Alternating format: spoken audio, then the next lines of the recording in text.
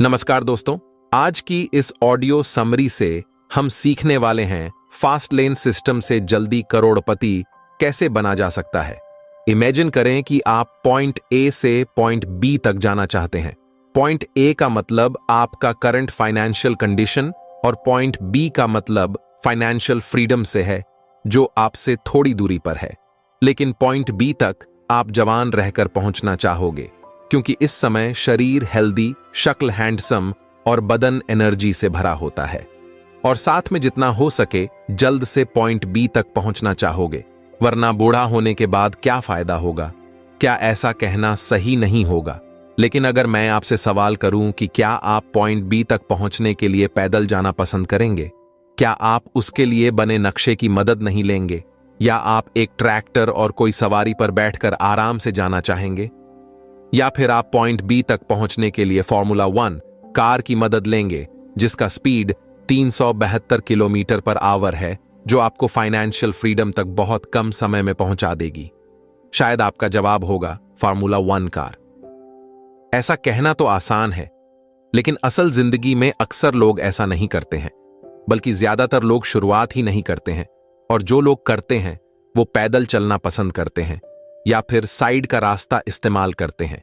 लेकिन उनमें से सिर्फ 1% लोग ऐसे हैं जो वक्त रहते हुए फाइनेंशियल फ्रीडम हासिल कर लेते हैं। लेकिन सवाल उठता है कि हमें और आपको फाइनेंशियल फ्रीडम हासिल करने के लिए कैसे फैसले लेने होंगे, कौन से तरीके का उपयोग करना चाहिए, और ऐसे कौन से स्ट्रेटजी हैं जिनके हेल्प से वक्त रहते हुए फाइनेंशियल फ्रीडम हासिल कर लिया जाए। आज इस ऑडियो समरी की मदद से इन सारे सवालों के जवाब सीखने वाले हैं। द मिलियनेयर फास्ट लेन से 5 ऐसे लेसन के बारे में सीखेंगे जिनके जरिए फाइनेंशियल फ्रीडम हासिल किया जा सकता है। इस किताब को एमजे डिमार्को ने लिखा है, जिन्होंने खुद रफ्तार के साथ दौलत पा लिया था। जब एमजे तेजी के साथ दौलतमंद बनने के रास्ते पर चलने का फैसला किया था, तो उस वक्त एमजे छोटी सी बेसमेंट में अपनी मां के साथ रहा करते थे। 26 साल की डिप्रेस्ड समय से शुरुआत की और 31 साल में एमजे डिमार्को करोड़पति बनकर लोगों को अमीर बनने का रास्ता दिया। Lesson number 1, the side walker, the slow lander and the fast learner.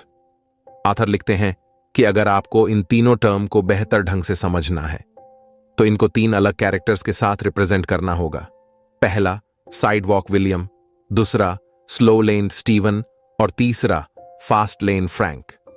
अब कुछ ऐसी चीजें हैं जिनके बारे में ये ग्रुप कुछ इस तरह के सोच रखते हैं, जिनको समझने के बाद मैं आपको प्रोत्साहित करना चाहूंगा कि आप ईमानदारी के साथ बताएं कि इनमें कौन सी विचार को आप सबसे ज्यादा पहचानते हैं। Lesson number 2, the mathematics of poverty and mediocrity. इनमें से आप कोई सा भी रास्ता चुनोगे तो आखिर एक ना एक फाइनेंशियल डेस्टिनेशन तक जरूर पहुंच जाएंगे। मुझे लगता है अब तक आपने अनुमान लगा लिया होगा। साइड वॉकर गरीबी की तरफ बढ़ेगा, स्लो लेन इनकी जिंदगी आम लोगों जैसी रहेगी, फास्ट लेन ऐसे ही लोगों के हाथ दौलत लगेगी। चलिए इनमें से हर एक का वेल्थ इक्वेशन करते हैं ताकि समझ पाएं कि ऐसा क्यों होता है। साइड वॉकर ये मानते हैं कि दौलत हासिल करने का मतलब वेल्थ, इनकम प्लस डेट के इक्वल होता है। इनका मानना होता है कि दोस्त और परिवार से ज्यादा कर्ज लेकर कुछ काम किया जाए और फिर उससे पैसे बनाकर उनको लौटा सकते हैं। मगर वेल्थ को लेकर ऐसी समझ गलत है। लेकिन सवाल है कि ऐसी समझ आती कहां से है? तो अक्सर लोग चाहते हैं कि समाज में उनकी इज्जत हो, और कुछ इस इज्जत को पाने के लिए कुछ सीक्रेट्स का इस्तेमाल करते हैं, जिसके बारे हम आगे बात करेंगे। लेकिन कुछ लोग इज्जत पाने के लिए दिखावा करते हैं, जिसके लिए मैटेरियलिज्म की सहायता लेते हैं। उनको लगता है कि अमीर दिखना दौलतमंद होने के लिए काफी होता है, इसलिए ऐसे लोग महंगे कपड़े, फोन और गाड़ियां खरीद लेते हैं।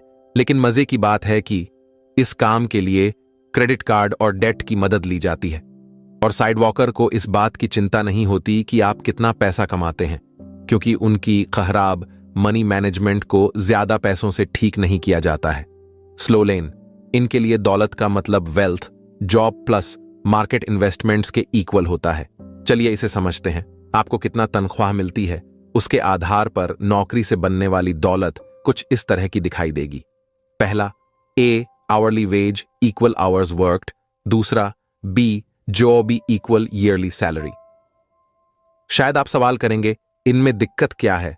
तो दिक्कत है कि यह दोनों वक्त के साथ बंधे हुए हैं। सिचुएशन ए, इसमें वेल्थ बनाने के लिए आपको ऐसी नौकरी करने पड़ेगी जो आपको घंटों के हिसाब से पैसे मिलेंगे और ज्यादा काम करने पर ज्यादा पैसे मिलेंगे। अगर आप 8 घंटे की जगह 12 घंटे की नौकरी करने शुरू कर देते हैं तो शायद आपको 40% बढ़कर पैसे मिले, लेकिन कुछ वक्त में हालत खराब हो जाएगी। सिचुएशन बी, इसके लिए आपको देश की सबसे महंगी और बेहतरीन कॉलेज में एडमिशन लेनी होगी या कंपनी में प्रमोशन पाने का इंतजार करना है, लेकिन इस दोनों केसेस में वक्त बहुत लगने वाली है। क्या आपने 20 ऐसे सीईओ देखे होंगे जिनकी उम्र सिर्फ 25 साल की हो? मार्केट इन्वेस्टमेंट्स इक्वेशन जॉब की तरह लाइनियर इक्वेशन पर नहीं चलती है। हमने पहले सुना है कि एल्बर्ट आइंस्टाइन ने कंपाउंड इंटरेस्ट को दुनिया का 8वां अजूबा कहा है।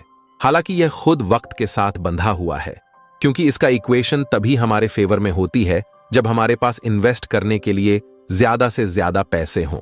फास्ट लेन, इस कैटेगरी के लोगों को कंपाउंड इंटरेस्ट पसंद है, मगर इनमें एक फर्क है। यह लोग 20 साल के गोल को छोड़कर उस पॉइंट पर नजर रखते हैं जहां से असली मजे की शुरुआत होती है। चलिए जानते हैं कैसे। Lesson number 3, the mathematics of wealth. इसको समझना काफी साधारण सा है। स्लो लेन से बाहर निकलने के लिए आपको अपनी नौकरी को ठोकर मारना पड़ेगा और एक बिजनेस की शुरुआत करनी पड़ेगी। अगर आप लो रिस्क के साथ एक बिजनेस करना चाहते हैं तो आप इस किताब द लीन स्टार्टअप की मदद ले सकते हैं, जिसके राइटर हैं एरिक रीस। चलिए अब फास्ट लेन वेल्थ इक्वेशन को समझते हैं। वेल्थ इक्वल होता है प्रॉफिट प्लस एसेट वैल्यू का। आप बिजनेस से होने वाले प्रॉफिट को 2 पैरामीटर्स में तोड़ सकते हैं। पहला यूनिट सोल्ड, दूसरा प्रॉफिट पर यूनिट। यहां इसकी ताकत का पता चलेगा। दोनों पैरामीटर्स में मुमकिन है कि आप इनको लेवरेज कर सकते हैं। आप ऐसे प्रोडक्ट बेच सकते हैं जो 1000 रुपए की प्रॉफिट देती है और जो 1 लाख की प्रॉफिट देती है। आप 100 यूनिट्स बेच सकते हैं, लेकिन पॉसिबिलिटी ऐसी भी बनती है कि 1000 यूनिट्स बेच दें। Example, digital products, online consulting courses etcetera. अब इसकी स्लो लेन वेल्थ इक्वेशन से तुलना करते हैं। क्या आपको वाकई में लगता है हफ्ते में 40 घंटे काम करने से आप कभी दौलतमंद बन सकते हैं और जिसमें 1 घंटे काम करने के 200 मिलते हैं? नहीं, क्योंकि कम तनख्वाह इंसान को मीडियम क्लास के लोगों में बांध कर रखती है। अब सवाल है कि क्या आप 200 की प्रॉफिट्स में 10,000 प्रोडक्ट या यूनिट्स बेच दें तो क्या अमीर बन पाएंगे? हां, आप इस तरह से एक दौलतमंद इंसान बन सकते हैं, और वो भी तेजी के साथ। दूसरी जगह एसेट वैल्यू आपको तेजी के साथ फाइनेंशियल गोल्स तक पहुंचने में मदद करेगी। अगर अपने बिजनेस का एक बेहतरीन सिस्टम बना लिया तो लोग आपसे प्रोडक्ट्स और सर्विस लेने के बाद एक अच्छा अमाउंट अदा करेंगे और साथ में आपके बिजनेस में हिस्सेदार बन जाएंगे। स्टॉक मार्केट को ही देख लीजिए और प्राइस टर्निंग किस तरह कई गुना बढ़ जाती है। चलिए थोड़ा कठोर बनकर देखते हैं। मान लीजिए एक बेहतरीन सिस्टम बनाने के बाद कोई बड़ा बिजनेसमैन आपकी कंपनी 5 गुना कीमत देकर खरीदना चाहता है। फिर भी ऐसा होना नौकरी से कई गुना बेहतर है। कुछ केसेस में ऐसा मुमकिन है कि साइड वॉकर की लैटरी लग गई, जिसके बाद उसके पास पैसे आ गए, लेकिन इसकी कोई गारंटी नहीं कि अगली बार भी ऐसा हो और उसकी पैसे सेव रहे। इस तरह मान लीजिए आप एक कंपनी के सीईओ बन गए, लेकिन वहां तक पहुंचने के लिए कितना टाइम लगा इस बारे में सोचें तो करीब 30 साल लगे होंगे। लेकिन हमें और आपको जल्दी दौलतमंद बनना है ताकि हमारे अंदर की एनर्जी और स्टैमिना का इस्तेमाल सही टाइम में हो सके। Lesson number 4, the 5 fast lane commandments. सारी बात समझकर आपको पता चल गया कि फाइनेंशियल फ्रीडम हासिल करने के लिए जॉब छोड़कर बिजनेस शुरू कर देना चाहिए। लेकिन रुको रुको, इतनी भी जल्दबाजी करने की जरूरत नहीं है। पहले समझो, क्या आपको हर तरह की बिजनेस करनी है या आपको स्पेसिफिक होना पड़ेगा? क्या आपको ऐसे बिजनेस में जाना चाहिए जिससे आपको प्यार है, या फिर कोई यूनिक स्ट्रेटेजी की शुरुआत करनी चाहिए? जवाब में ऑथर लिखते हैं कि एक बेहतरीन बिजनेस को दी 5 फास्ट लेन कमांडमेंट्स में जितना मुमकिन हो उतना बड़ा करना पड़ेगा। दी कमांडमेंट ऑफ कंट्रोल। अगर आप बिजनेस के कंट्रोल में नहीं हैं, समझ लें कि आपकी जगह कोई और ले लेगा। जैसे कई सारे कंटेंट क्रिएटर की गूगल एडसेंस से कमाई होती है, लेकिन उस कमाई का एक बड़ा हिस्सा गूगल खुद रख लेता है तो इस केस में अगर आप सिर्फ एडसेंस के भरोसे रहे तो समझ लें कि कंट्रोल किसी और के पास है। The commandment of entry. Imagine कर रहे हैं कि ट्रेवल करने के लिए एक ऐसे रोड को चुनते हैं जहां गाड़ियां भरी रहती हैं, तो 90% चांसेस है कि आप ट्रैफिक में फंस जाएंगे। इसलिए अगर आप बिजनेस के ट्रैफिक में नहीं फंसना चाहते हैं, इसलिए उस बिजनेस के बारे रिसर्च करें और नॉलेज रखें, ताकि जब आपको बड़े इन्वेस्टमेंट की जरूरत पड़े तो इन्वेस्टर्स को बेहतरीन ढंग से एक्सप्लेन कर सकें। और इसके लिए नेटवर्किंग और कॉन्टैक्ट्स बनाना बेहद जरूरी हो जाती है। दी कमांडमेंट ऑफ नीड। कई सारी जगह आपने सुना और पढ़ा होगा कि वो काम करो जिससे आपको प्यार है, लेकिन बड़े लेवल तक पहुंचने के लिए यह बात सही नहीं है। हो सकता है जिस चीज से आपको प्यार है उसकी मार्केट में कोई वैल्यू नहीं है, क्योंकि इंसानों को इसकी परवाह नहीं कि आप किस चीज से प्यार करते हैं, बल्कि उनको एक प्रॉब्लम सॉल्वर की तलाश होती है। फंडा बिल्कुल सिंपल है, जितने लाखों लोगों की जिंदगी में आप वैल्यू ऐड करोगे और उतने ही वैल्यू आपके नेट वर्थ के होंगे। अगर किसी वैल्यूएबल बिजनेस से प्यार नहीं है तो उससे प्यार करने की कोशिश करिए। The commandment of time. आपका बिजनेस सिस्टम ऐसा होना चाहिए जहां हर काम आपकी इनपुट की जरूरत ना पड़े, बल्कि सिस्टम ऐसा बिल्ड करना होगा जो आपके होने या न होने पर भी चलता रहे। एग्जाम्पल, एप्पल के फाउंडर स्टीव जॉब्स को ले लीजिए। The commandment of scale. MJ DeMarco ने इस कम समय में फाइनेंशियल फ्रीडम हासिल करने का एक सीक्रेट बताया है और इस हिस्से को द लॉ ऑफ अफेक्शन का नाम दिया है, जिन्हें आखिर लेसन में गहराई के साथ समझना होगा। Lesson number 5, the law of affection. Basically करोड़पति बनने के लिए आपके बिजनेस में 2 चीजें होनी चाहिए। पहला है मैग्नीट्यूड, एक पर्सन को आप कितना वैल्यू प्रोवाइड करते हैं। दूसरा है स्केल, आप एक से ज्यादा कितने लोगों को वैल्यू प्रोवाइड करते हैं।